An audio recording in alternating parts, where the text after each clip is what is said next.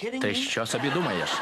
А якби Джої контролював свою вагу, відмовився від надмірного вживання кави, а також займався регулярною фізичною активністю, то його ніхто не відводив би до клініки сну, і його друзі висипалися. Для початку треба переконатись, що причина не в алергії чи хронічних захворюваннях. Тому першочергове – це записатися на прийом до лікаря, на діагностику організму. Якісний сон дуже важливий. Не вважайте наявність храпу дрібницею, адже це може вплинути на якість життя.